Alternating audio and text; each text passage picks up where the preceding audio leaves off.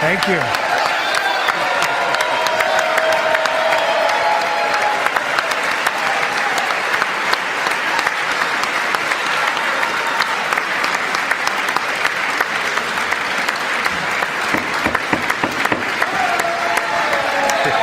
Thank you very much. Thank you very much. It's a great honor. Thank you very much. Speaker Johnson, Vice President Vance, the First Lady of the United States,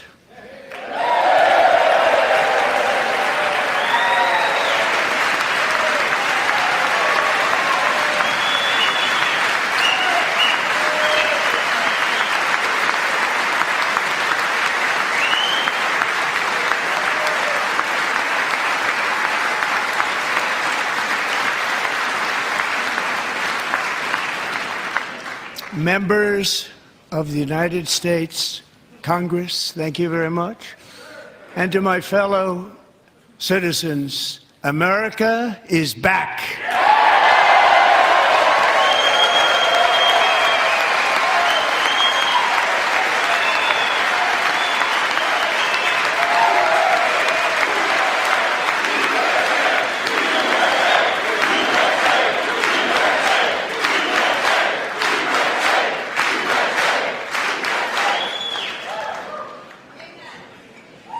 6 weeks ago, I stood beneath the dome of this Capitol and proclaimed the dawn of the golden age of America. From that moment on, it has been nothing but swift and unrelenting action to usher in the greatest and most successful era in the history of our country. We have accomplished more in 43 days than most administrations accomplished in 4 years or 8 years, and we are just getting started.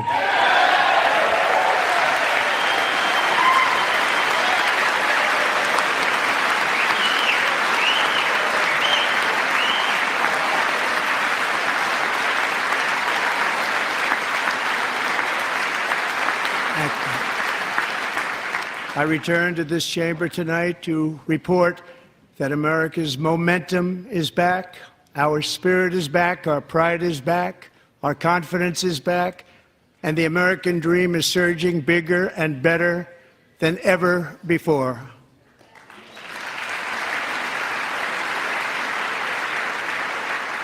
The American dream is unstoppable, and our country is on the verge of a comeback, the likes of which the world has never witnessed and perhaps will never witness again. There's never been anything like it. The presidential election of November 5th was a mandate like has not been seen in many decades. We won all 7 swing states, giving us an electoral college victory of 312 votes.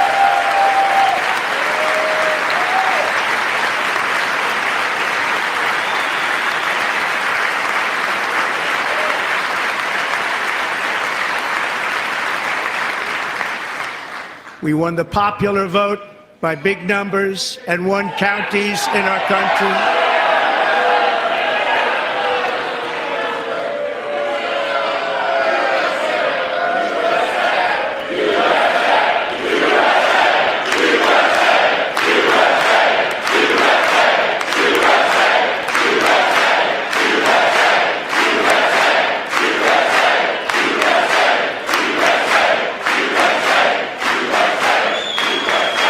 And won counties in our country, 2,700 to 525, on a map that reads almost completely red for Republican.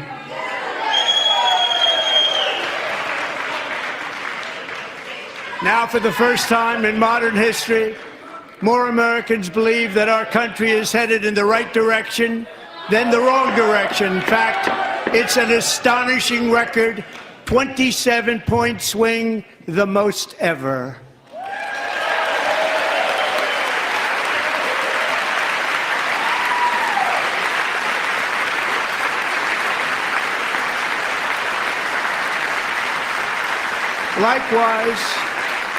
Small business optimism saw its single largest one-month gain ever recorded, a 41-point jump.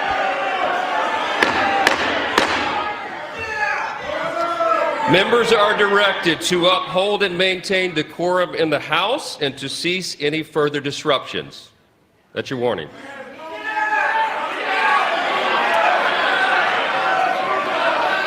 Members are engaging in willful and continuing breach of decorum, and the chair is prepared to direct the Sergeant-at-Arms to restore order to the joint session.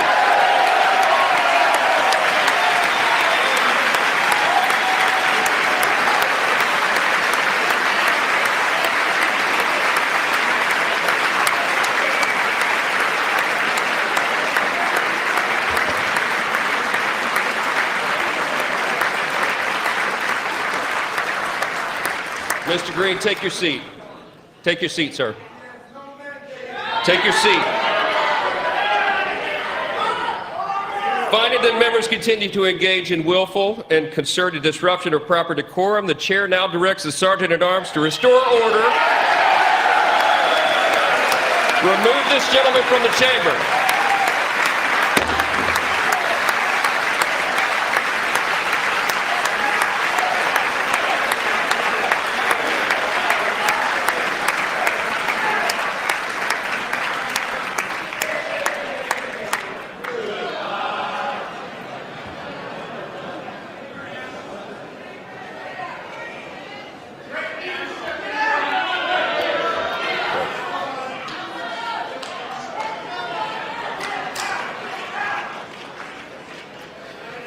Members are directed to uphold and maintain decorum in the House. Mr. President, you continue. Thank you. Over the past 6 weeks, I have signed nearly 100 executive orders and taken more than 400 executive actions, a record, to restore common sense, safety, optimism, and wealth all across our wonderful land. The people elected me to do the job, and I'm doing it.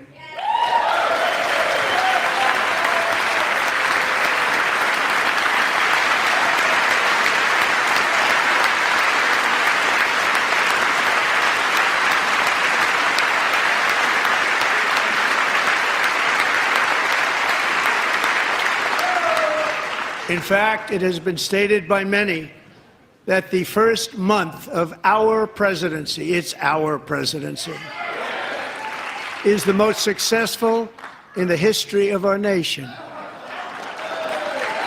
By many.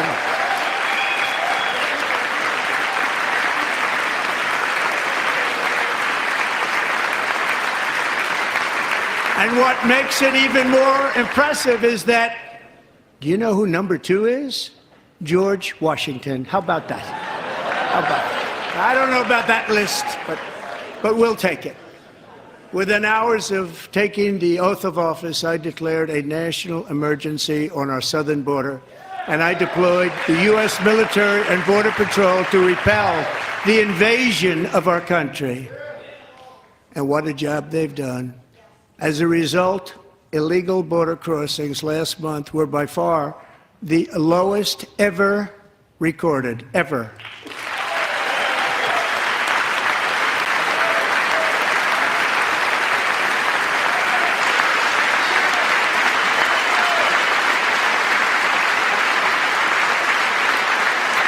They heard my words and they chose not to come. Much easier that way.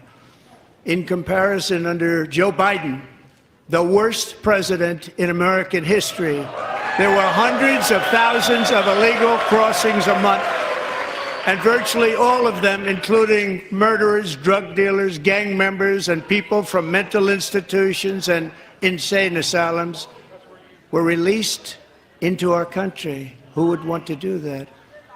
This is my 5th such speech to Congress. And once again, I look at the Democrats in front of me, and I realize there is absolutely nothing I can say to make them happy or to make them stand or smile or applaud. Nothing I can do.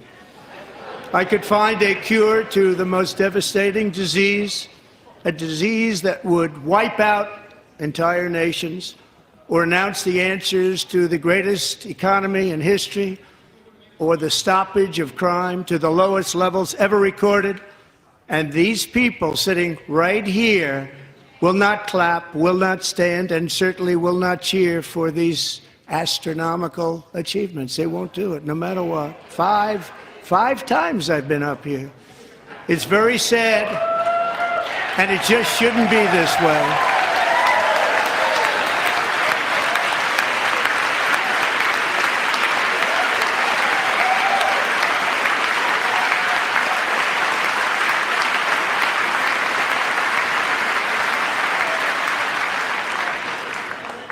So Democrats sitting before me, for just this one night, why not join us in celebrating so many incredible wins for America? For the good of our nation, let's work together and let's truly make America great again.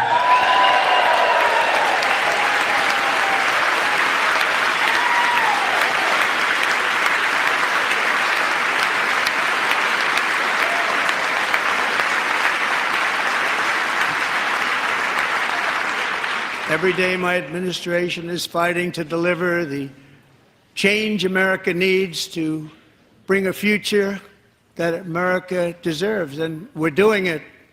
This is a time for big dreams and bold action.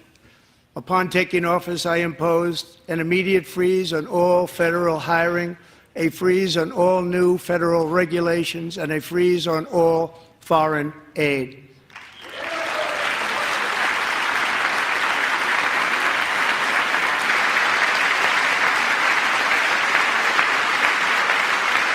I terminated the ridiculous Green New Scam. I withdrew from the unfair Paris Climate Accord, which was costing us trillions of dollars that other countries were not paying. I withdrew from the corrupt World Health Organization.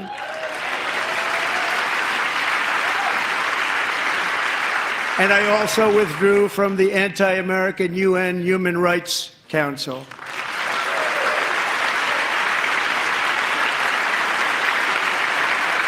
We ended all of Biden's environmental restrictions that were making our country far less safe and totally unaffordable. And importantly, we ended the last administration's insane electric vehicle mandate, saving our auto workers and companies from economic destruction.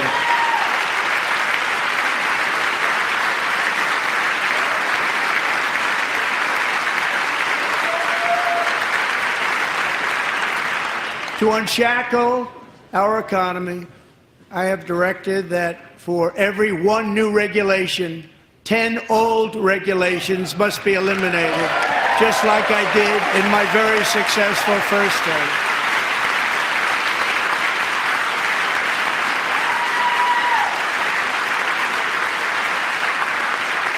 And in that first term, we set records on ending unnecessary rules and regulations like no other president had done before. We ordered all federal workers to return to the office. They will either show up for work in person or be removed from their job.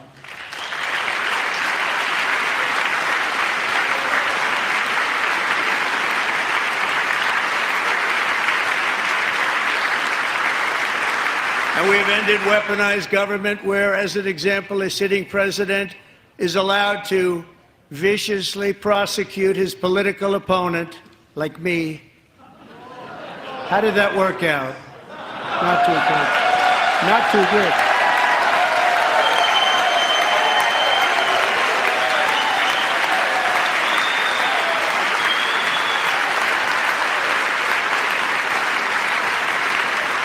And I have stopped all government censorship and brought back free speech in America. It's back.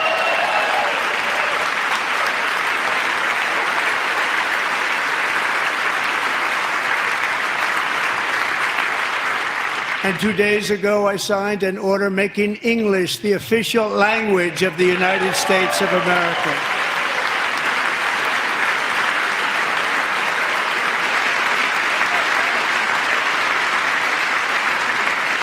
I renamed the Gulf of Mexico the Gulf of America.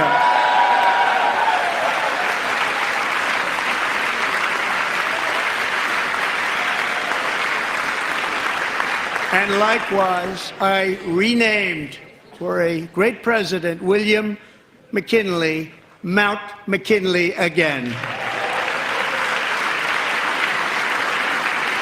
Beautiful Alaska. We love Alaska. We've ended the tyranny of so-called diversity, equity, and inclusion policies all across the entire federal government and indeed the private sector and our military. And our country will be woke no longer.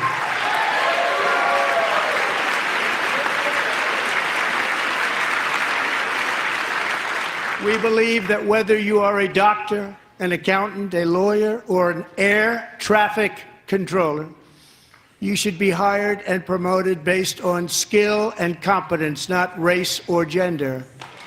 Very important.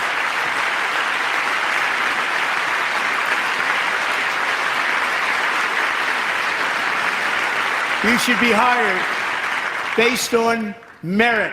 And the Supreme Court, in a brave and very powerful decision, has allowed us to do so. Thank you. Thank you very much. Thank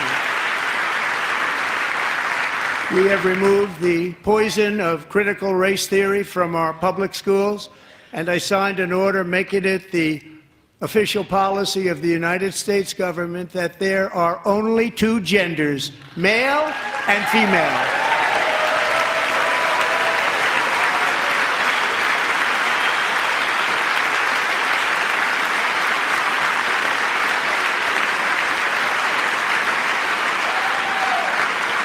I also signed an executive order to ban men from playing in women's sports.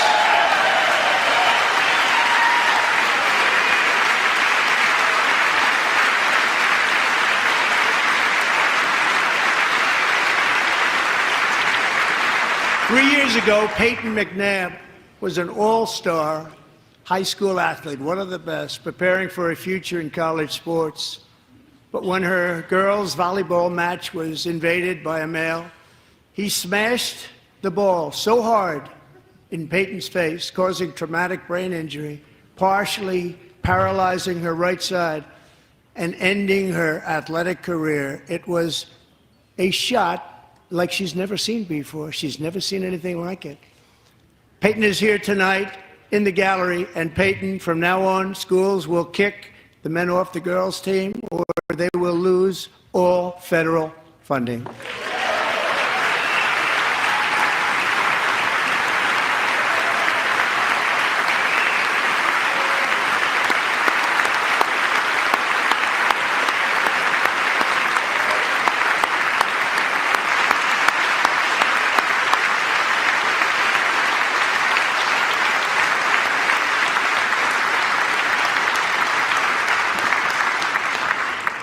And if you really want to see numbers, just take a look at what happened in the women's boxing, weightlifting, track and field, swimming, or cycling, where a male recently finished a long-distance race 5 hours and 14 minutes ahead of a woman for a new record by 5 hours. Broke the record by 5 hours. It's demeaning for women, and it's very bad for our country. We're not going to put up with it any longer.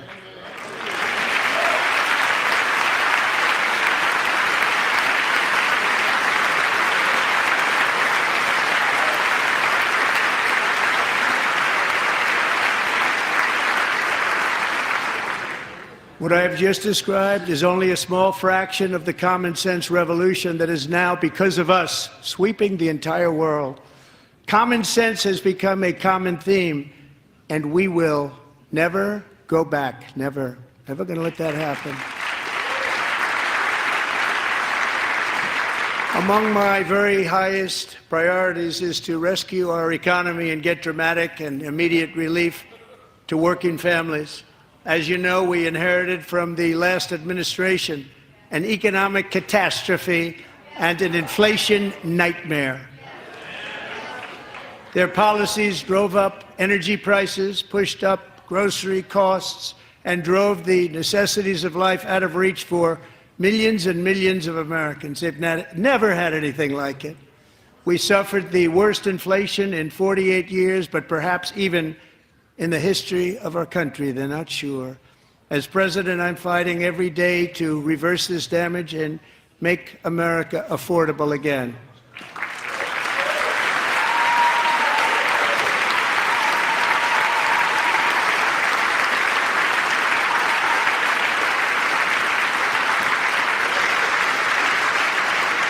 Joe Biden especially let the price of eggs get out of control. The egg price is out of control, and we're working hard to get it back down. Secretary, do a good job on that. You inherited a total mess from the previous administration. Do a good job.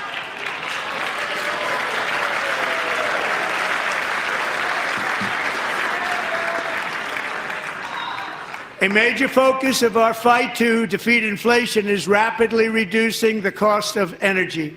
The previous administration cut the number of new oil and gas leases by 95%, slowed pipeline construction to a halt, and closed more than 100 power plants. We are opening up many of those power plants right now.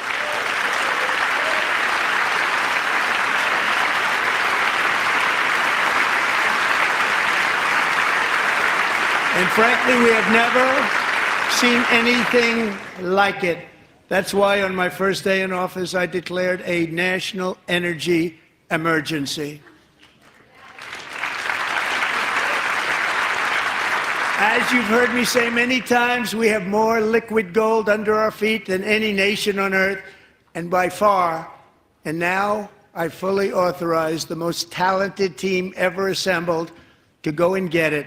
It's called Drill, Baby, Drill.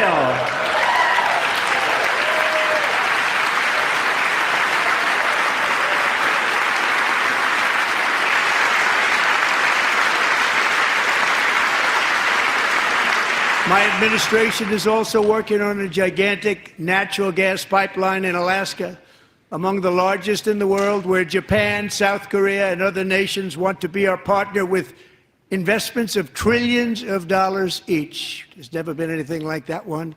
It will be truly spectacular. It's all set to go. The permitting is gotten. And later this week, I will also take historic action to dramatically expand production of critical minerals and rare earths here in the USA.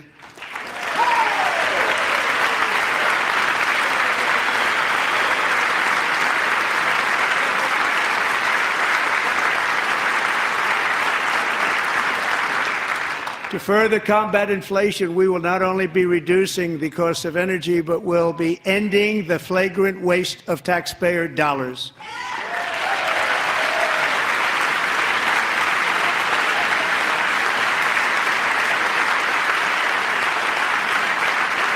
And to that end, I have created the brand new Department of Government Efficiency, DOGE. Perhaps you've heard of it. Perhaps.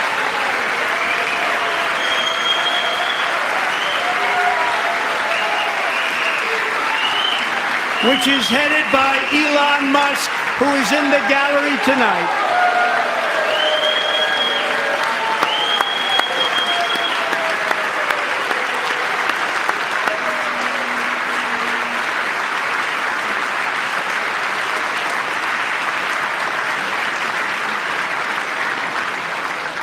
Thank you, Elon. He's working very hard. He didn't need this.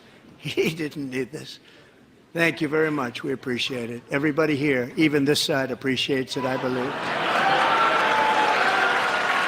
They just don't want to admit that. Just listen to some of the appalling waste we have already identified. $22 billion from HHS to provide free housing and cars for illegal aliens. $45 million for diversity, equity, and inclusion scholarships in Burma. $40 million to improve the social and economic inclusion of sedentary migrants. Nobody knows what that is. $8 million to promote LGBTQI+ in the African nation of Lesotho, which nobody has ever heard of. $60 million for indigenous peoples and Afro-Colombian empowerment in Central America. $60 million. $8 million for making mice transgender. This is real. $32 million for a left-wing propaganda operation in Moldova. $10 million for male circumcision in Mozambique. $20 million for the Arab Sesame Street in the Middle East. It's a program. $20 million for a program. $1.9 billion to recently created Decarbonization of Homes Committee, headed up, and we know she's involved. Just at the last moment, the money was passed over by a woman named Stacey Abrams. Have you ever heard of her? A $3.5 million consulting contract for lavish fish monitoring. $1.5 billion for voter confidence in Liberia. $14 million for social cohesion in Mali. $59 million for illegal alien hotel rooms in New York City. He's a real estate developer. He's done very well. $250,000 to increase vegan local climate action innovation in Zambia. $42 million for social and behavior change in Uganda. $14 million for improving public procurement in Serbia. $47 million for improving learning outcomes in Asia. Asia's doing very well with learning. I don't know what we're doing. We should use it ourselves. And $101 million for DEI contracts at the Department of Education, the most ever paid, nothing even like it. Under the Trump administration, all of these scams, and they're far worse, but I didn't think it was appropriate to talk about them. They're so bad. Many more have been found out and exposed and swiftly terminated by a group of very intelligent, mostly young people, headed up by Elon, and we appreciate it. We found hundreds of billions of dollars of fraud.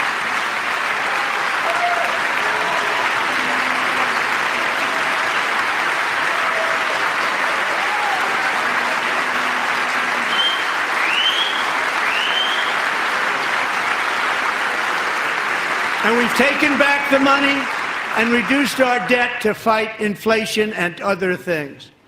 Taken back a lot of that money. We got it just in time. This is just the beginning. The Government Accountability Office, a federal government office, has estimated annual fraud of over $500 billion in our nation, and we are working very hard to stop it. We're going to. We're also identifying shocking levels of incompetence and probable fraud in the Social Security program for our seniors, and that our seniors and people that we love rely on. Believe it or not, government databases list 4.7 million Social Security members from people aged 100 to 109 years old. It lists 3.6 million people from ages 110 to 119. I don't know any of them. I know some people that are rather elderly, but not quite that elderly. 3.47 million people from ages 120 to 129. 3.9 million people from ages 130 to 139. 3.5 million people from ages 140 to 149. And money is being paid to many of them, and we're searching right now. In fact, Pam, good luck. Good luck. You're going to find it.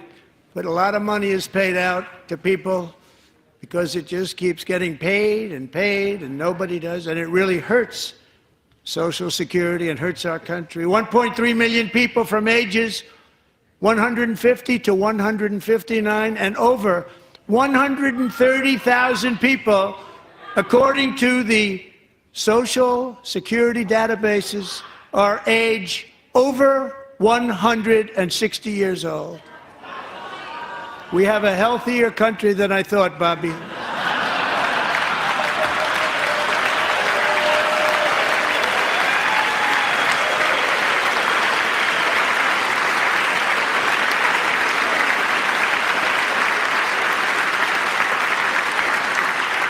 Including, to finish, 1,039 people between the ages of 220 and 229, one person between the age of 240 and 249, and one person is listed at 360 years of age. More than 100 years older than our country. But we're going to find out where that money's going, and it's not going to be pretty. By slashing all of the fraud, waste, and theft we can find, we will defeat inflation, bring down mortgage rates, lower car payments and grocery prices, protect our seniors, and put more money in the pockets of American families.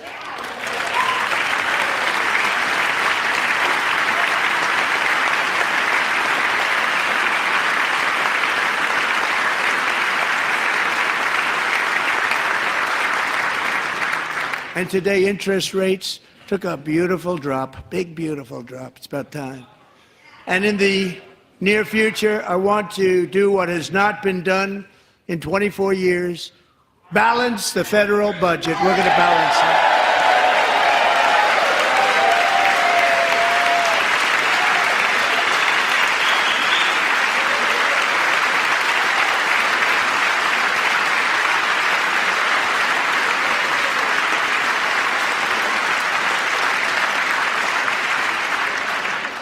With that goal in mind, we have developed in great detail what we are calling the Gold Card, which goes on sale very, very soon.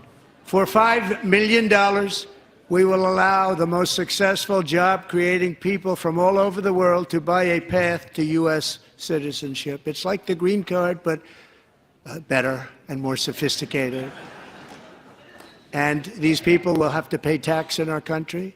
They won't have to pay tax from where they came.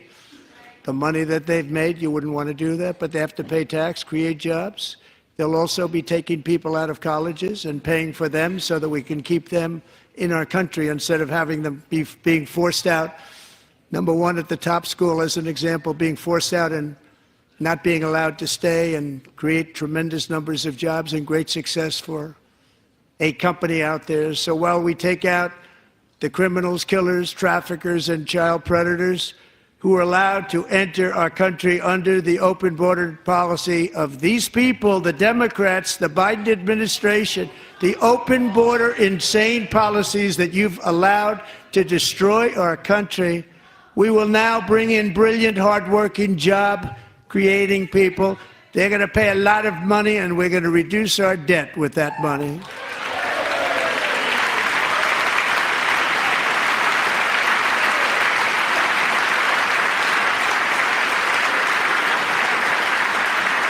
Americans have given us a mandate for bold and profound change. For nearly 100 years, the federal bureaucracy has grown until it has crushed our freedoms, ballooned our deficits, and held back America's potential in every possible way.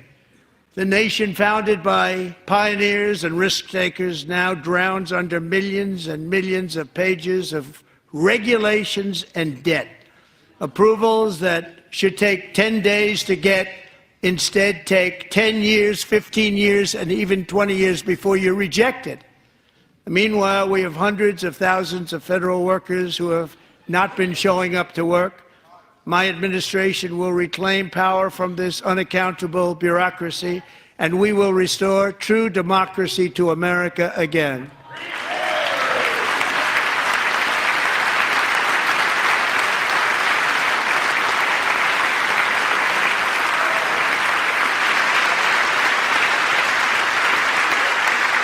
Any federal bureaucrat who resists this change will be removed from office immediately.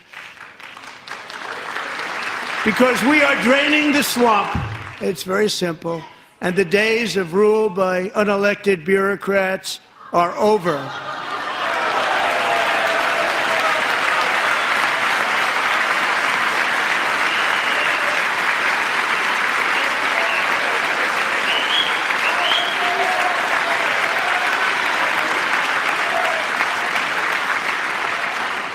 And the next phase of our plan to deliver the greatest economy in history is for this Congress to pass tax cuts for everybody. They're in there, they're waiting for you to vote.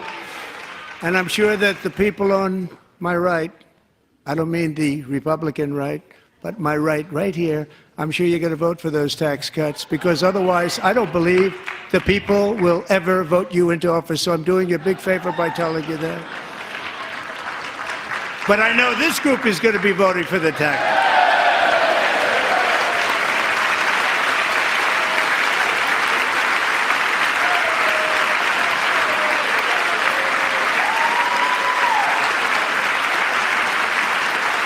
Thank you. It's a very, very big part of our plan. We had tremendous success in our first term with it. A very big part of our plan. We're seeking permanent income tax cuts all across the board. And to get urgently needed relief to Americans hit especially hard by inflation, I'm calling for no tax on tips, no tax on overtime, and no tax on Social Security benefits for our great seniors.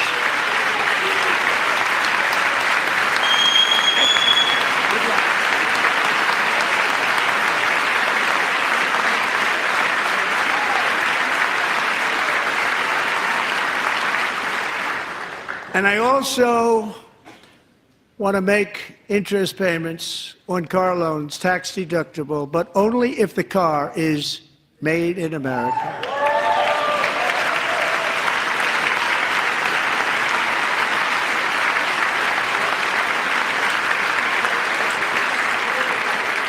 And by the way, we're going to have growth in the auto industry like nobody's ever seen. Plants are opening up all over the place. Deals are being made. Never seen. That's a combination of the election win and tariffs. It's a beautiful word, isn't it? That, along with our other policies, will allow our auto industry to absolutely boom. It's going to boom. Spoke to the majors today, all three, the top people, and they're so excited. In fact, already numerous car companies have announced that they will be building massive automobile plants in America, with Honda just announcing a new plant in Indiana, one of the largest anywhere in the world.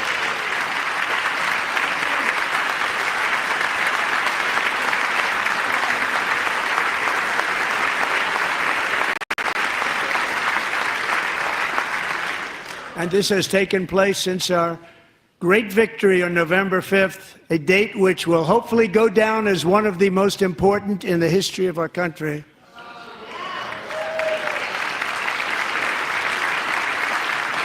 In addition, as part of our tax cuts, we want to cut taxes on domestic production and all manufacturing. And just as we did before, we will provide 100% expensing.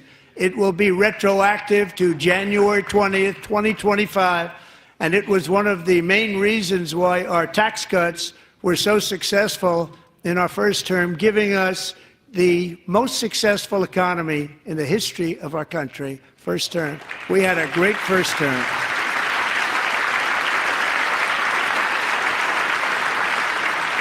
If you don't make your product in America, however, under the Trump administration, you will pay a tariff, and in some cases, a rather large one. Other countries have used tariffs against us for decades, and now it's our turn to start using them against those other countries. On average, the European Union, China, Brazil, India, Mexico, and Canada, have you heard of them? And countless other nations charge us tremendously higher tariffs than we charge them. It's very unfair.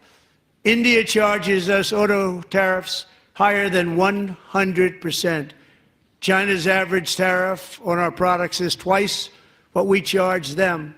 And South Korea's average tariff is 4 times higher. Think of that, 4 times higher. And we give so much help militarily and in so many other ways to South Korea, but that's what happens. This is happening by friend and foe. This system is not fair to the United States and never was, and so on April 2nd, I wanted to make it April 1st, but I didn't want to be accused of April Fool's Day. That's not, just one day was cost us a lot of money. But we're going to do it in April. I'm a very superstitious person. April 2nd, reciprocal tariffs kick in. And whatever they tariff us, other countries, we will tariff them. That's reciprocal, back and forth. Whatever they tax us, we will tax them. If they do non-monetary tariffs to keep us out of their market, then we will do non-monetary barriers to keep them out of our market. There's a lot of that, too. They don't even allow us in their market. We will take in trillions and trillions of dollars and create jobs like we have never seen before. I did it with China, and I did it with others, and the Biden administration couldn't do anything about it because there was so much money they couldn't do anything about it. We have been ripped off for decades by nearly every country on earth, and we will not let that happen any longer.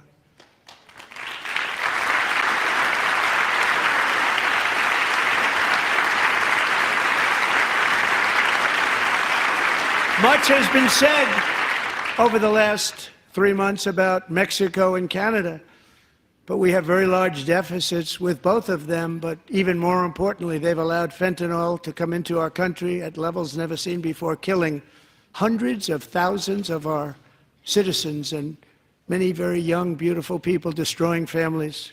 Nobody's ever seen anything like it. They are, in effect, receiving subsidies of hundreds of billions of dollars. We pay subsidies to Canada and to Mexico of hundreds of billions of dollars, and the United States will not be doing that any longer. We're not going to do it any longer.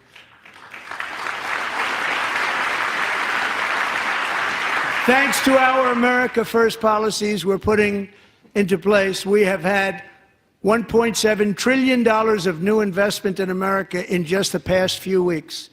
The combination of the election and our economic policies that people of SoftBank, one of the most brilliant anywhere in the world, announced a $200 billion investment. OpenAI and Oracle, Larry Ellison, announced $500 billion investment, which they wouldn't have done if Kamala had won. Apple announced $500 billion investment. Tim Cook called me. He said, I cannot spend it fast enough. It's going to be much higher than that, I believe. They'll be building their plants here instead of in China. And just yesterday, Taiwan Semiconductor, the biggest in the world, most powerful in the world, has a tremendous amount, 97% of the market, announced a $165 billion investment to build the most powerful chips on earth right here in the USA.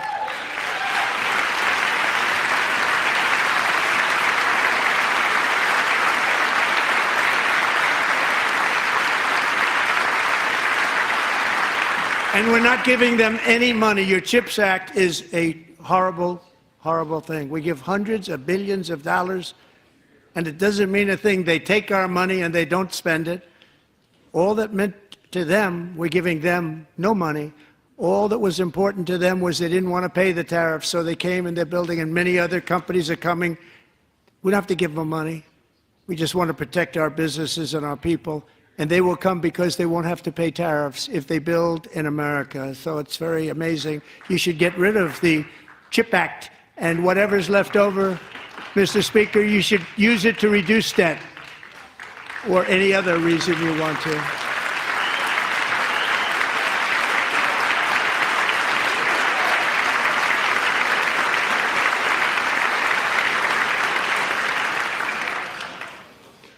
Our new trade policy will also be great for the American farmer. I love the farmer.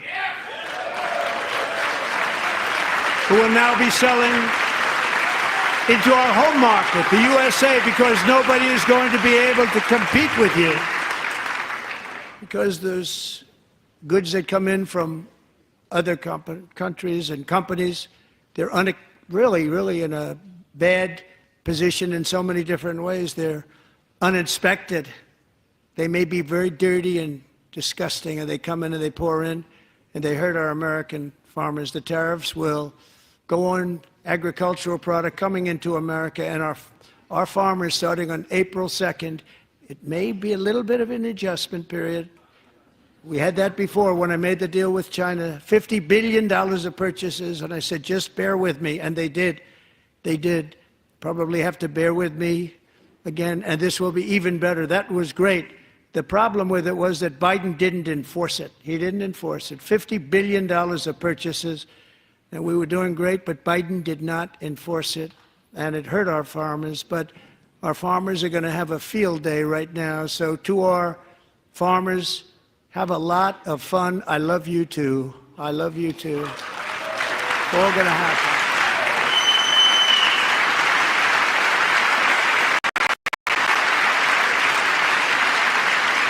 And I have also imposed a 25% tariff on foreign aluminum, copper, lumber, and steel, because if we don't have, as an example, steel and lots of other things, we don't have a military, and frankly, we just won't have a country very long. Here today is a proud American steelworker, fantastic person from Decatur, Alabama, Jeff Denard. Has been working at the same steel plant for 27 years in a job that has allowed him to serve as the captain of his local volunteer fire department, raise 7 children with his beautiful wife, Nicole, and over the years provide a loving home for more than 40 foster children. So great, Jeff.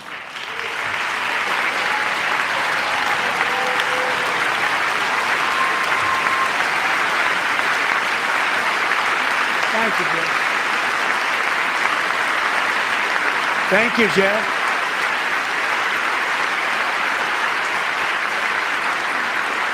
Stories like Jeff's remind us that tariffs are not just about protecting American jobs. They're about protecting the soul of our country. Tariffs are about making America rich again and making America great again, and it's happening, and it will happen rather quickly. There'll be a little disturbance, but we're okay with that.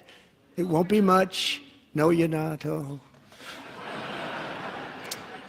And look where Biden took us. Very low, the lowest we've ever been. Jeff, I want to thank you very much. And I also want to recognize another person who has devoted herself to foster care community. She works so hard on it.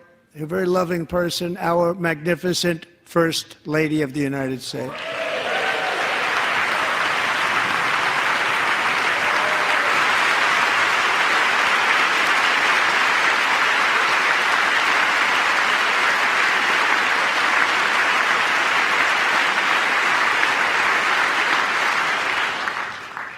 Melania's work has yielded incredible results, helping prepare our nation's future leaders as they enter the workforce.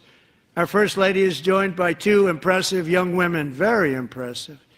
Haley Ferguson, who benefited from the First Lady's Fostering the Future initiative and is poised to complete her education and become a teacher. And Elliston Berry, who became a victim of an illicit deepfake image produced by a peer. With Elliston's help, the Senate just passed the Take It Down Act, and this is so important. Thank you very much, John. John Thune, thank you. Stand up, John. Thank you, John.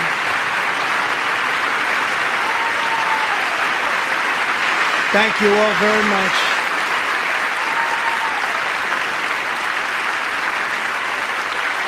Thank you. And thank you to John Thune and the Senate. Great job. To criminalize the publication of such images online is a terrible, terrible thing. And once it passes the House, I look forward to signing that bill into law. Thank you. And I'm going to use that bill for myself, too, if you don't mind. Because nobody gets treated worse than I do online. Nobody. That's great. Thank you very much to the Senate. Thank you. But if we truly care about protecting Americans' children, no step is more crucial than securing America's borders. Over the past 4 years, 21 million people poured into the United States. Many of them were murderers, human traffickers, gang members, and other criminals from the streets of dangerous cities all throughout the world.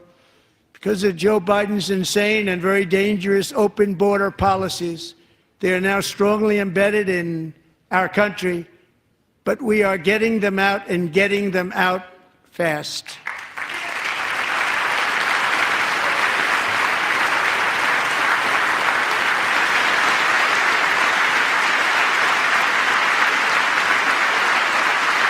And I want to thank Tom Homan and Christy. I want to thank you and Paul of Border Patrol. I want to thank you. What a job they've all done, everybody. Border Patrol, ICE, law enforcement in general is incredible. We have to take care of our law enforcement. Have to.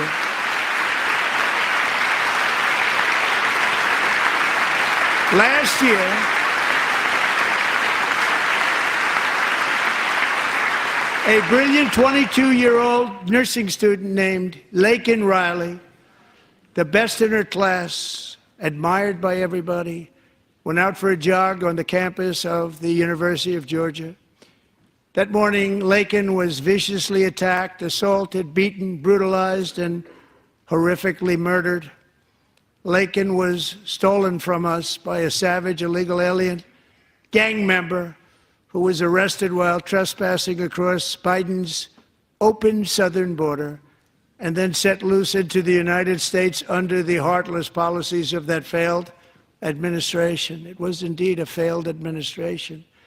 He had then been arrested and released in a Democrat-run sanctuary city, a disaster, before ending the life of this beautiful young angel.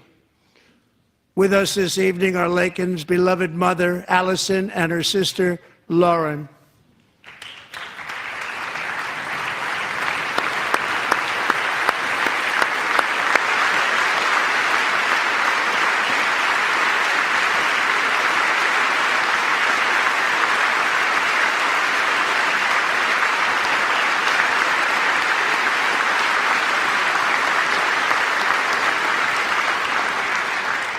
Last year, I told Laken's grieving parents that we would ensure their daughter would not have died in vain. That's why the very first bill I signed into law as your 47th president mandates the detention of all dangerous criminal aliens who threaten public safety. It's a very strong, powerful act.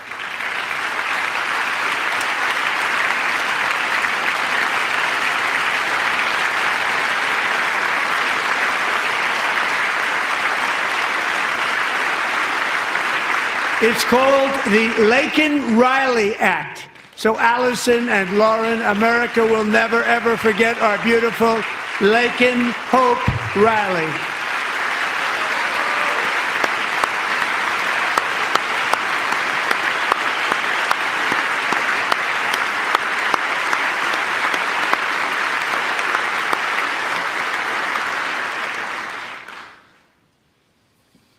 Thank you very much. Since taking office, my administration has launched the most sweeping border and immigration crackdown in American history, and we quickly achieved the lowest numbers of illegal border crossers ever recorded. Thank you.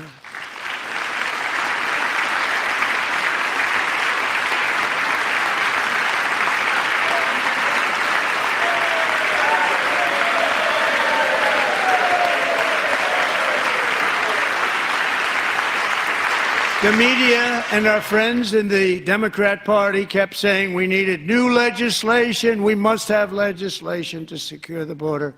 But it turned out that all we really needed was a new president.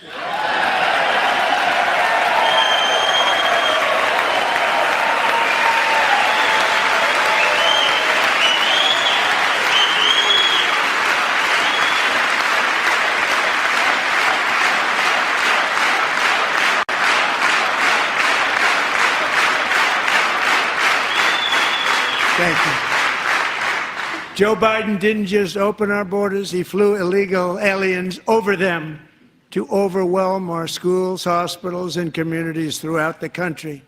Entire towns like Aurora, Colorado, and Springfield, Ohio, buckled under the weight of the migrant occupation and corruption like nobody's ever seen before. Beautiful towns destroyed. Now, just as I promised in my inaugural address, we are achieving the great liberation of America.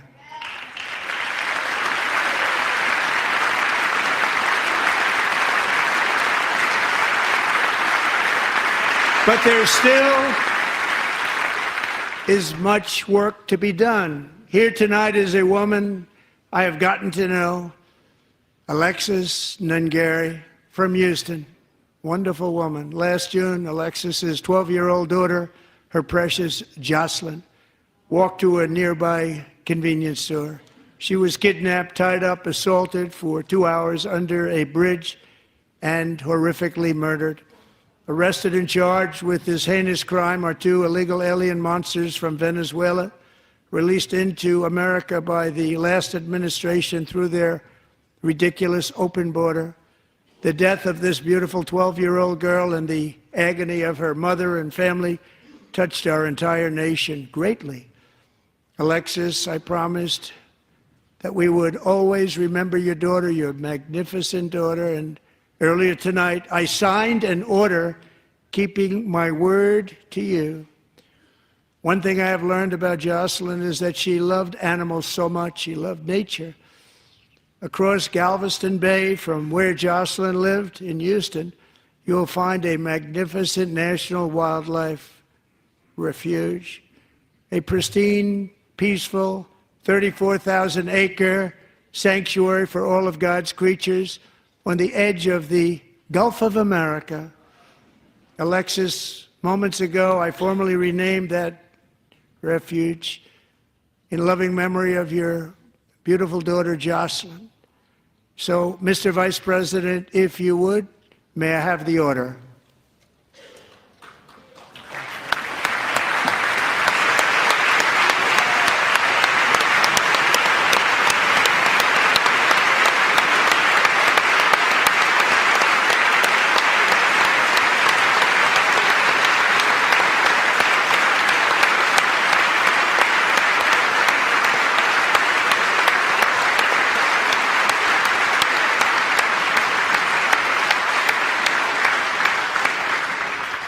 Thank you very much.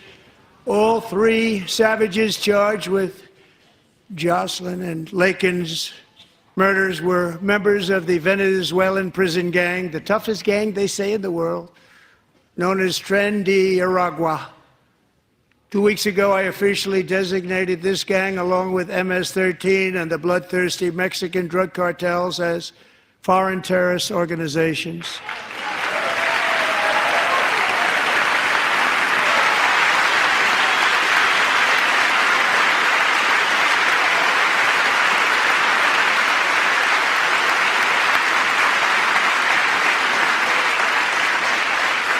They are now officially in the same category as ISIS, and that's not good for them. Countless thousands of these terrorists were welcomed into the U.S. by the Biden administration. But now every last one will be rounded up and forcibly removed from our country, or, if they're too dangerous, put in jails, standing trial in this country, because we don't want them to come back ever. With us this evening is a warrior on the front lines of that battle, Border Patrol Agent Roberto Ortiz. Great guy.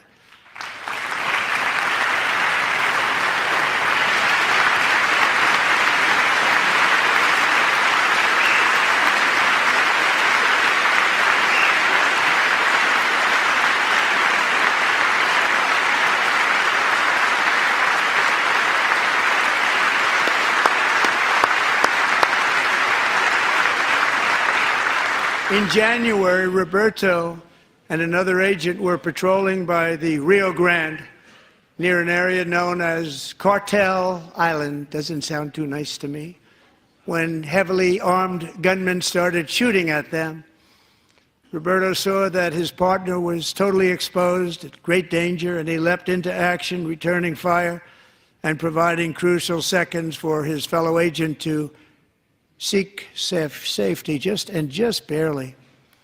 I have some of the prints of that event, and it was not good. Agent Ortiz, we salute you for your great courage and for your line of fire that you took and for the bravery that you showed. We honor you, and we will always honor you. Thank you, Roberto, very much.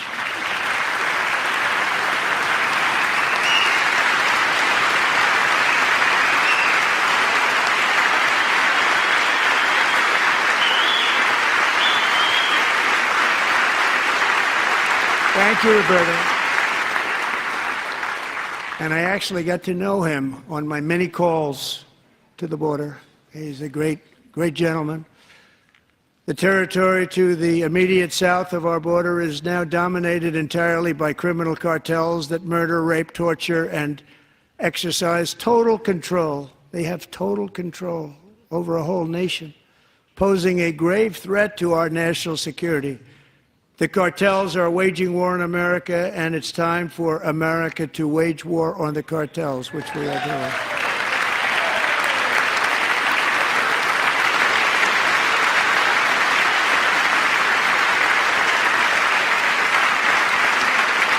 Five nights ago, Mexican authorities, because of our tariff policies being imposed on them, think of this, handed over to us 29 of the biggest cartel leaders in their country. That has never happened before. They want to make us happy. First time ever.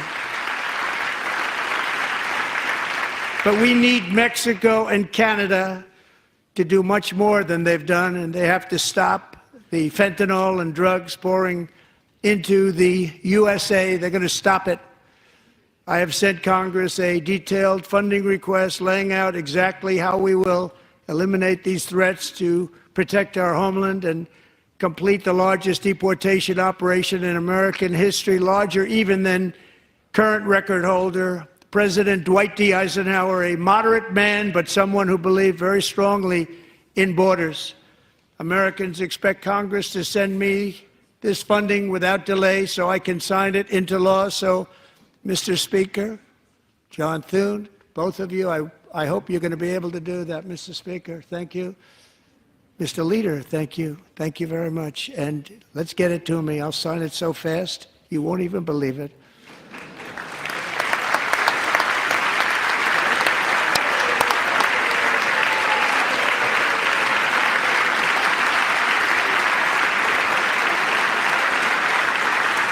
And as we reclaim our sovereignty, we must also bring back law and order to our cities and towns.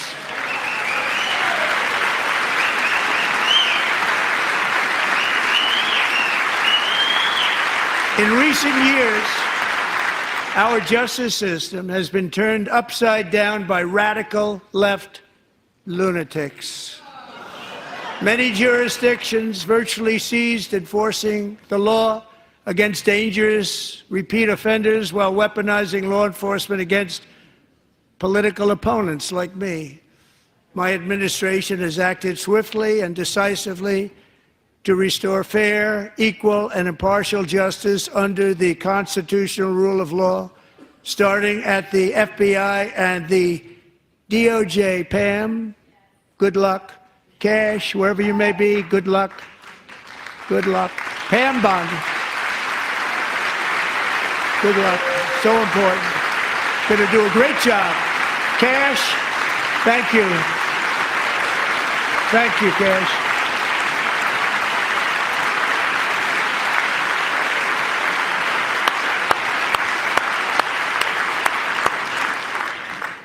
They've already started very strong. They're going to do a fantastic job. You're going to be very proud of them. We're also once again giving our police officers the support, protection, and respect they so dearly deserve. They have to get it. They have such a hard, dangerous job, but we're going to make it less dangerous. The problem is the bad guys don't respect the law, but they're starting to respect it, and they soon will respect it. This also includes our great fire departments throughout the country. Our firemen and women are unbelievable people, and we'll never forget them. And besides that, they voted for me in record numbers, so I have no choice.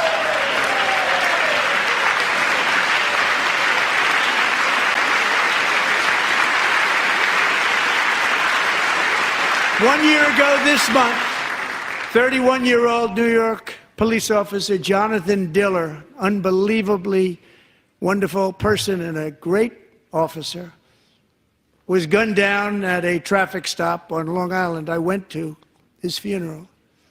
The vicious criminal charged with his murder had 21 prior arrests, and they were rough arrests, too. He was a real bad one. The thug in the seat next to him had 14 prior arrests and went by the name of Killer. He was Killer. He killed other people, they say, a lot of them. I attended Officer Diller's service, and when I met his wife and one-year-old son, Ryan, it was very inspirational, actually. His widow's name is Stephanie, and she is here tonight. Stephanie, thank you very much, Stephanie. Thank you very much.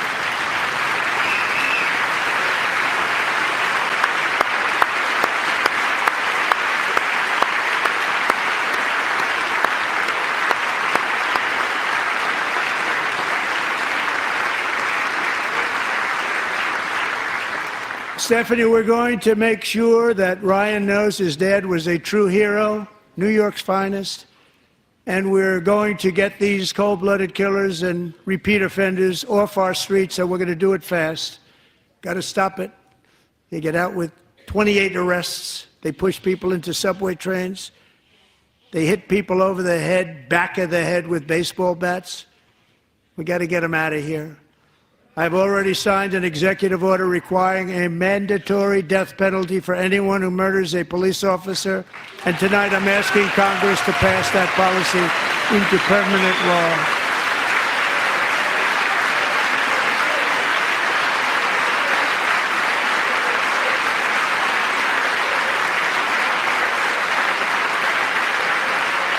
I'm also asking for a new crime bill getting tough on repeat offenders while enhancing protections for America's police officers so they can do their jobs without fear of their lives being totally destroyed. They don't want to be killed. We're not going to let them be killed. Joining us in the gallery tonight is a young man who truly loves our police. His name is DJ Daniel. He is 13 years old, and he has always dreamed of becoming a police officer.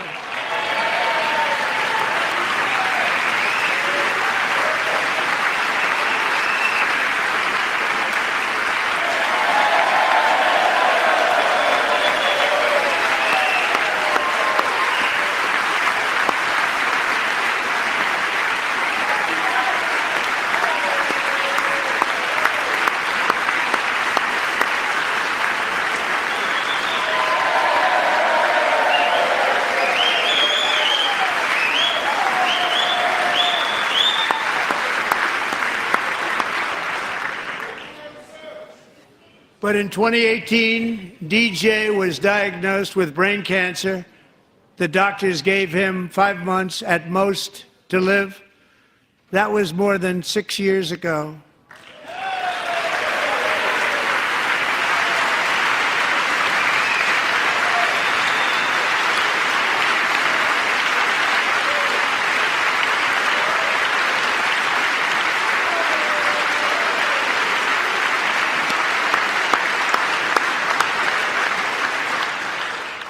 Since that time, DJ and his dad have been on a quest to make his dream come true, and DJ has been sworn in as an honorary law enforcement officer, actually a number of times. The police love him, the police departments love him.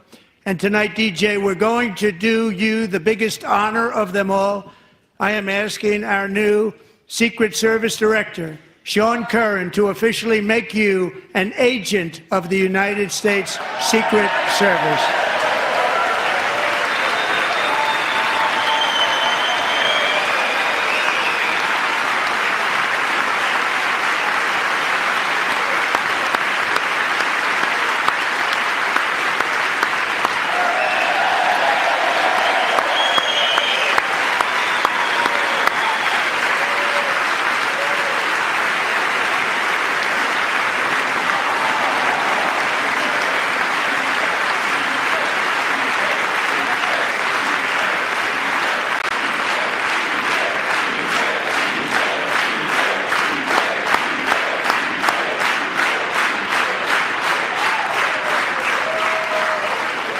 DJ. DJ's doctors believe his cancer likely came from a chemical he was exposed to when he was younger. Since 1975, rates of child cancer have increased by more than 40%. Reversing this trend is one of the top priorities for our new presidential commission to make America healthy again, chaired by our new Secretary of Health and Human Services, Robert F. Kennedy, Jr.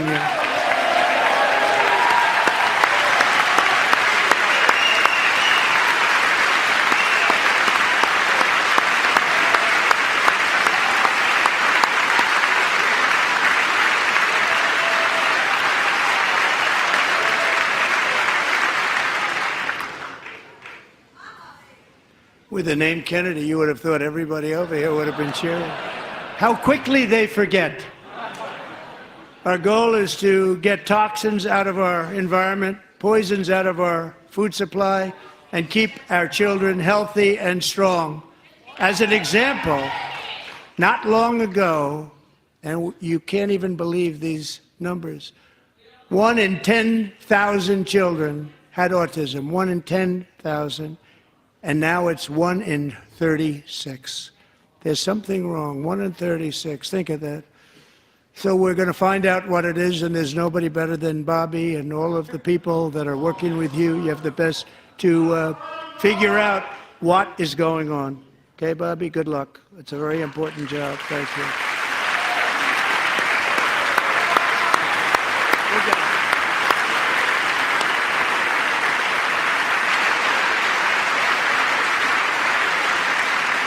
Thank you.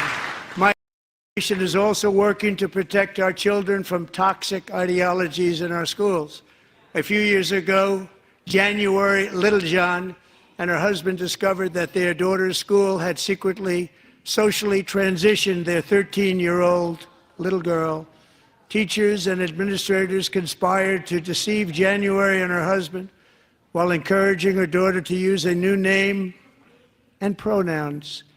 They, them pronoun, actually, all without telling January, who is here tonight and is now a courageous advocate against this form of child abuse. January, thank you. Thank you. Thank you very much.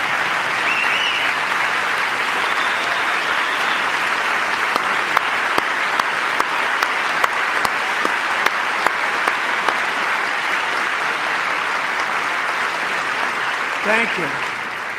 Stories like this are why, shortly after taking office, I signed an executive order banning public schools from indoctrinating our children with transgender ideology.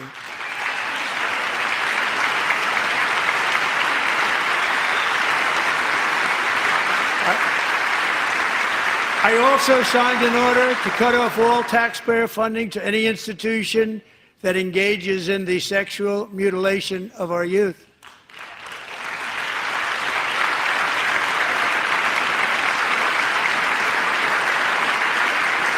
And now I want Congress to pass a bill permanently banning and criminalizing sex changes on children and forever ending the lie that any child is trapped in the wrong body.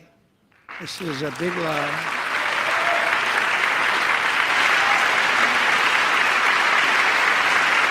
And our message to every child in America is that you are perfect exactly the way God made you.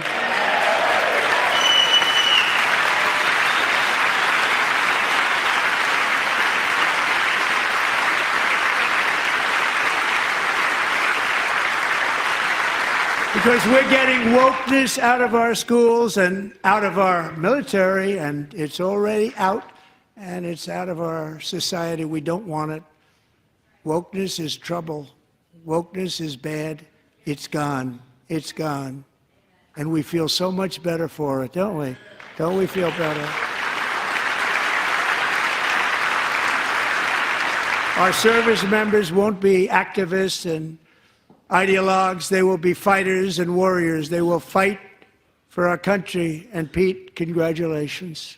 Secretary of Defense, congratulations.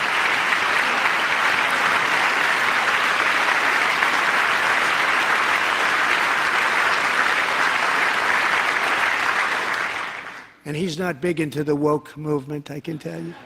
I know him well.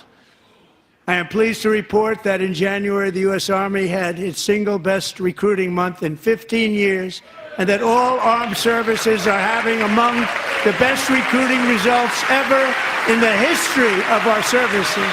What a difference.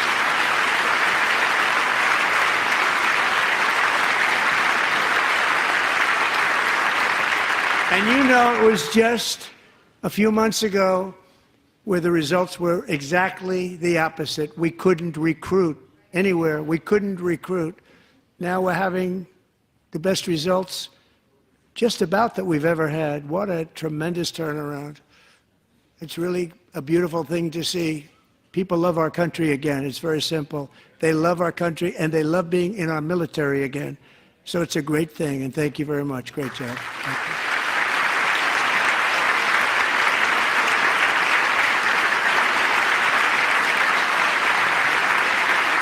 We're joined tonight by a young man, Jason Hartley, who knows the weight of that call of duty.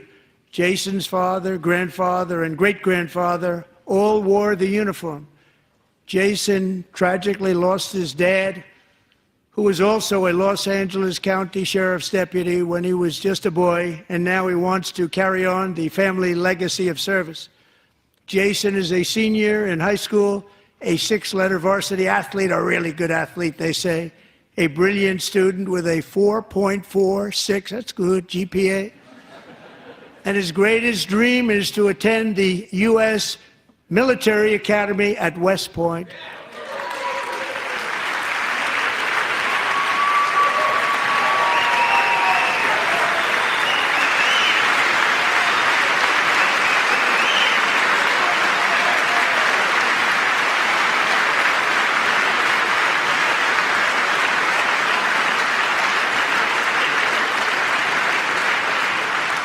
And Jason, that's a very big deal getting in. That's a hard one to get into. But I'm pleased to inform you that your application has been accepted. You will soon be joining the Corps of Cadets.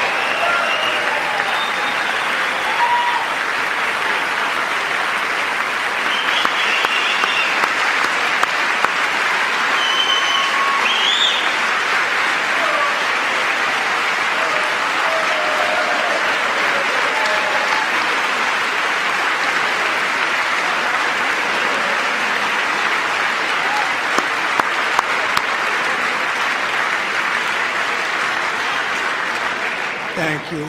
Jason, you're going to be on the long gray line, Jason. As Commander-in-Chief, my focus is on building the most powerful military of the future. As a first step, I'm asking Congress to fund a state-of-the-art Golden Dome missile defense shield to protect our homeland, all made in the USA.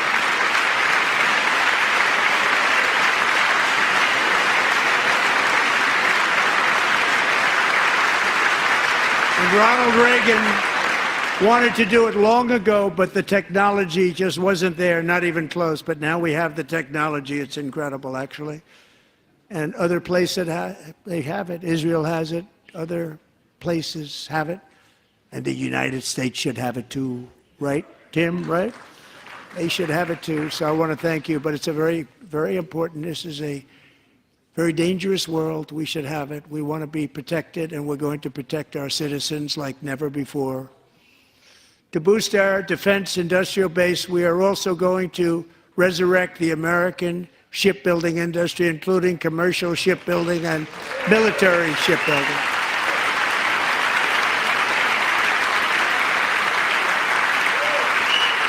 And for that purpose, I am announcing tonight that we will create a new Office of Shipbuilding in the White House and offer special tax incentives to bring this industry home to America where it belongs. We used to make so many ships.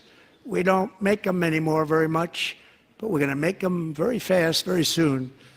It will have a huge impact. To further enhance our national security, my administration will be reclaiming the Panama Canal, and we've already started doing it.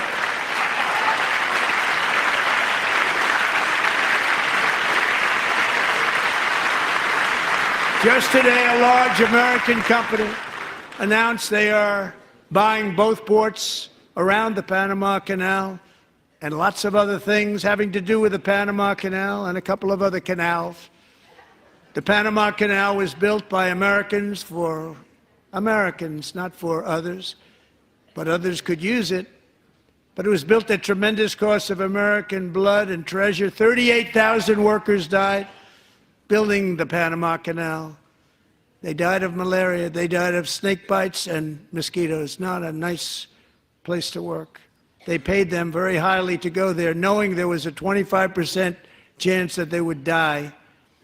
The most expensive project also that was ever built in our country's history, if you bring it up to modern day costs.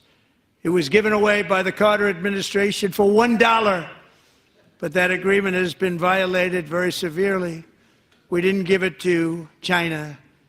We gave it to Panama, and we're taking it back.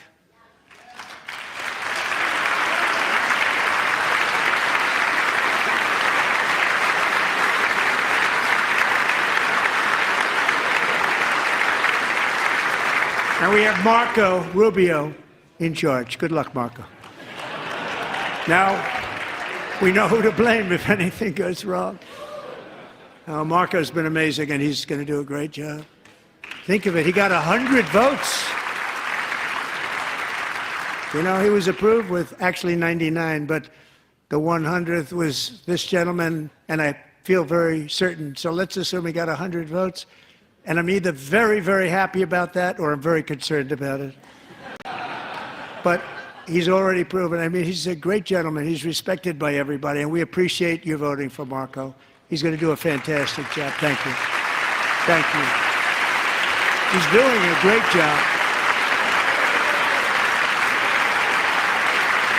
Great job. And I also have a message tonight for the incredible people of Greenland. We strongly support your right to determine your own future. And if you choose, we welcome you into the United States of America. We need Greenland for national security and even international security, and we're working with everybody involved to try and get it. But we need it really for international world security, and I think we're going to get it. One way or the other, we're going to get it. We will keep you safe. We will make you rich, and together we will take Greenland to heights like you have never thought possible before.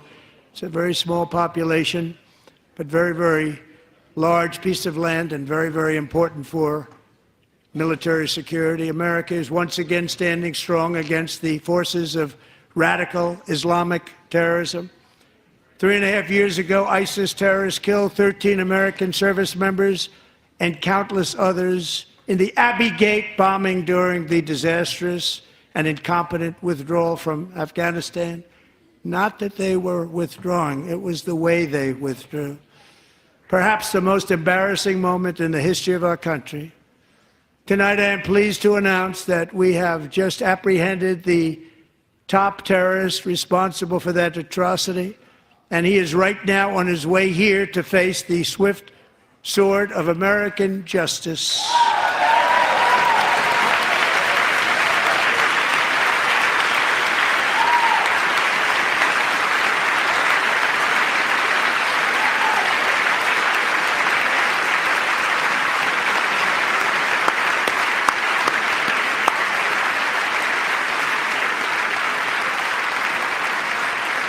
And I want to thank especially the government of Pakistan for helping arrest this monster.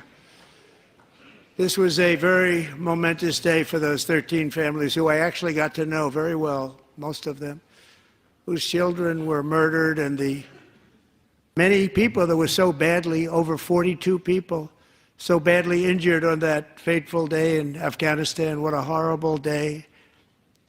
Such incompetence was shown that when Putin saw what happened, I guess he said, wow, maybe this is my chance. That's how bad it was. Should have never happened. Grossly incompetent people. I spoke to many of the parents and loved ones, and they're all in our hearts tonight. Just spoke to them on the phone. We had a big call every one of them called, and everybody was on the line, and they did nothing but cry with happiness. They were very happy, as happy as you can be under those circumstances. Their child, brother, sister, son, daughter was killed for no reason whatsoever. In the Middle East, we're bringing back our hostages from Gaza. In my first term, we achieved one of the most groundbreaking peace agreements in generations, the Abraham Accords.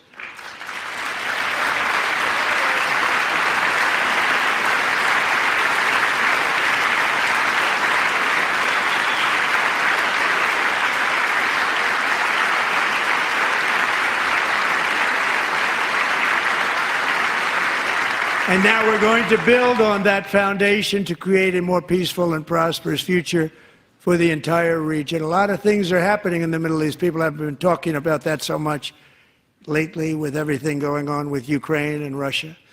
But a lot of things are happening in the Middle East. It's a rough neighborhood, actually. I'm also working tirelessly to end the savage conflict in Ukraine. Millions of Ukrainians and Russians have been needlessly killed or wounded in this horrific and brutal conflict with no end in sight. The United States has sent hundreds of billions of dollars to support Ukraine's defense with no security, with no anything.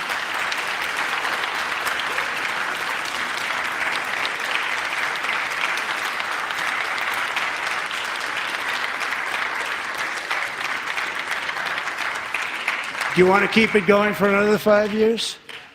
Yeah, you would say Pocahontas says yes.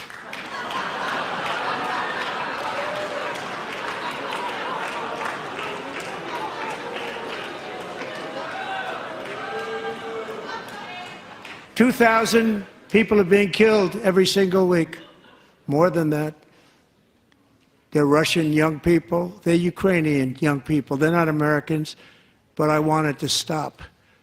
Meanwhile, Europe has sadly spent more money buying Russian oil and gas than they have spent on defending Ukraine, by far. Think of that. They've spent more buying Russian oil and gas than they have defending. And we've spent perhaps $350 billion, like taking candy from a baby. That's what happened. And they've spent $100 billion. What a difference that is. And we have an ocean separating us, and they don't. But we're getting along very well with them, and lots of good things are happening.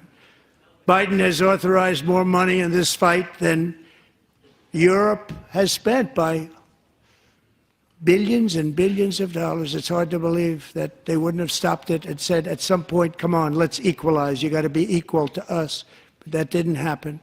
Earlier today, I received an important letter from President Zelensky of Ukraine. The letter reads, "Ukraine is ready to come to the negotiating table as soon as possible to bring lasting peace closer. Nobody wants peace more than the Ukrainians," he said. "My team and I stand ready to work under President Trump's strong leadership to get a peace that lasts. We do really value how much America has done to help Ukraine maintain its sovereignty and independence. Regarding the agreement on minerals and security, Ukraine is ready to sign it at any time that is convenient for you." I appreciate that he sent this letter, just got it a little while ago. Simultaneously, we've had serious discussions with Russia and have received strong signals that they are ready for peace. Wouldn't that be beautiful? Wouldn't that be beautiful?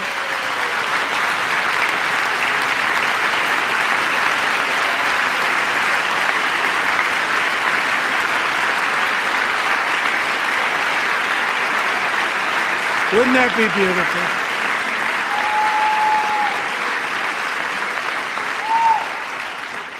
It's time to stop this madness. It's time to halt the killing. It's time to end this senseless war. If you want to end wars, you have to talk to both sides. Nearly 4 years ago, amid rising tensions, a history teacher named Mark Fogel was detained in Russia and sentenced to 14 years in a penal colony. Rough stuff. The previous administration barely lifted a finger to help him. They knew he was innocent, but they had no idea where to begin. But last summer, I promised his 95-year-old mother, Malphine, that we would bring her boy safely back home. After 22 days in office, I did just that, and they are here tonight.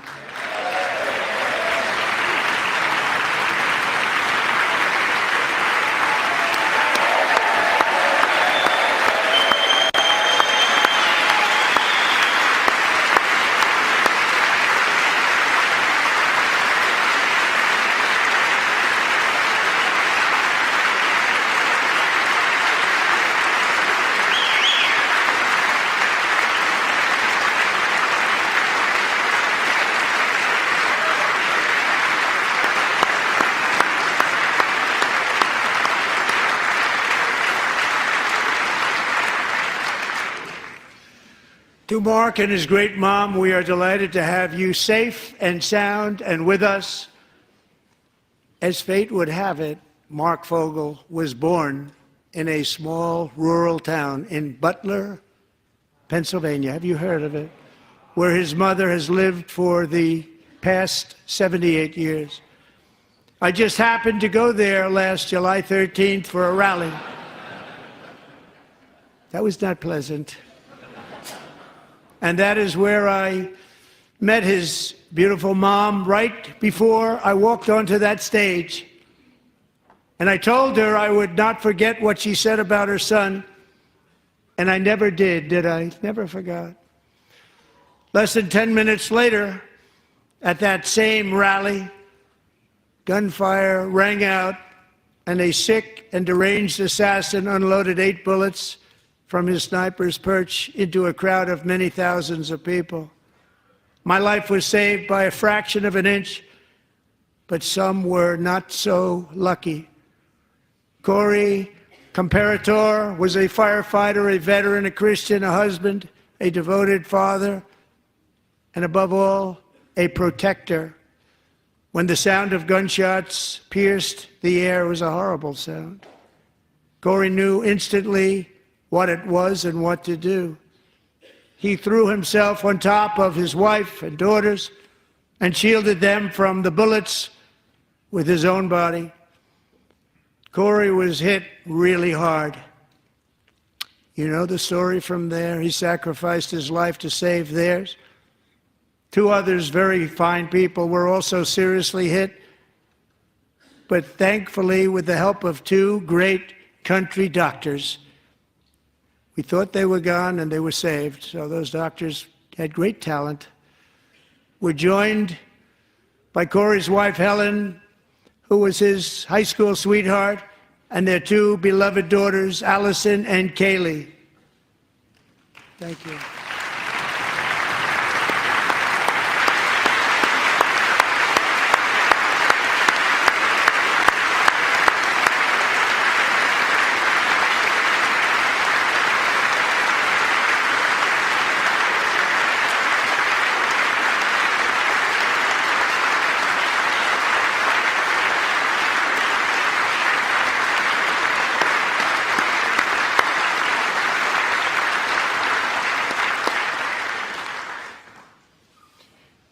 To Helen, Allison, and Kaylee, Corey is looking down on his 3 beautiful ladies right now, and he is cheering you on. He loves you.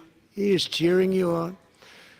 Corey was taken from us much too soon, but his destiny was to leave us all with a shining example of the selfless devotion of a true American patriot. It was love like Corey's that built our country, and it's love like Corey's that is going to make our country more majestic than ever before. I believe that my life was saved that day in Butler for a very good reason. I was saved by God to make America great again. I believe that. Thank you. Thank you.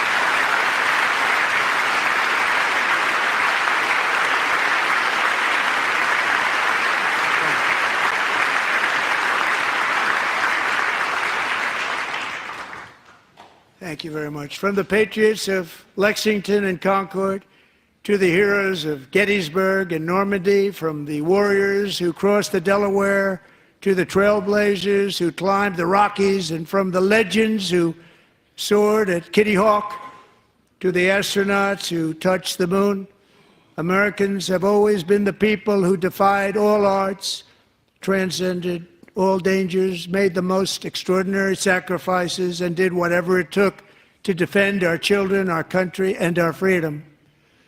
And as we have seen in this chamber tonight, that same strength, faith, love, and spirit is still alive and thriving in the hearts of the American people. Despite the best efforts of those who would try to censor us, silence us, break us, destroy us, Americans are today a proud, free, sovereign, and independent nation that will always be free, and we will fight for it till death. We will never let anything happen to our beloved country, because we are a country of doers, dreamers, fighters, and survivors. Our ancestors crossed a vast ocean, strode into the unknown wilderness, and carved their fortunes from the rock and soil of a perilous and very dangerous frontier. They chased our destiny across a boundless continent. They built the railroads, laid the highways, and graced the world with American marvels like the Empire State Building, the mighty Hoover Dam, and the towering Golden Gate Bridge. They lit the world with electricity, broke free of the force of gravity, fired up the engines of American industry, vanquished the communists, fascists, and Marxists all over the world, and gave us countless modern wonders sculptured out of iron, glass, and steel. We stand on the shoulders of these pioneers who won and built the modern age, these workers who poured their sweat into the skylines of our cities, these warriors who shed their blood on fields of battle and gave everything they had for our rights and for our freedom. Now it is our time to take up the righteous cause of American liberty. And it is our turn to take America's destiny into our own hands and begin the most thrilling days in the history of our country. This will be our greatest era. With God's help, over the next 4 years, we are going to lead this nation even higher, and we are going to forge the freest, most advanced, most dynamic, and most dominant civilization ever to exist on the face of this earth. We are going to create the highest quality of life, build the safest and wealthiest and healthiest and most vital communities anywhere in the world. We are going to conquer the vast frontiers of science, and we are going to lead humanity into space and plant the American flag on the planet Mars and even far beyond.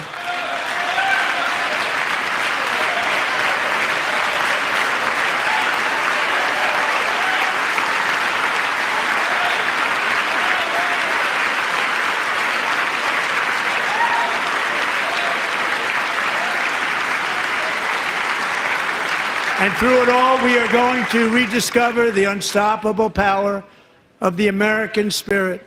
And we are going to renew unlimited promise of the American dream. Every single day, we will stand up and we will fight, fight, fight for the country our citizens believe in and for the country our people deserve.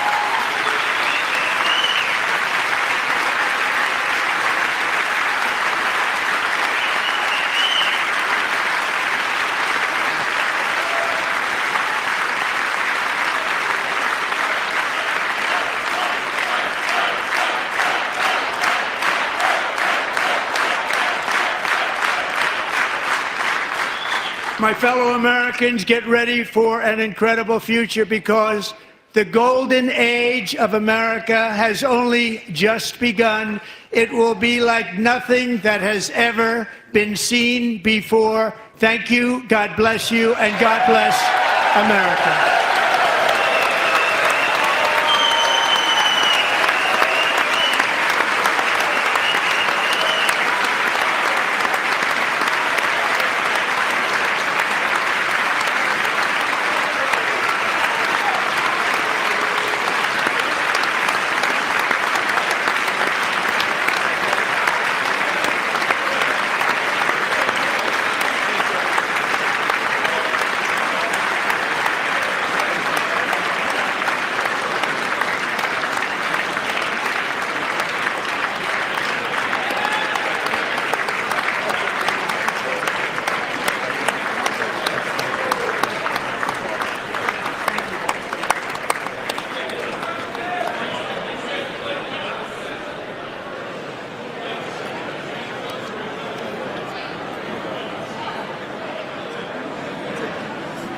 Thank you very much. Great job. Thank you. Great honor. Thank you.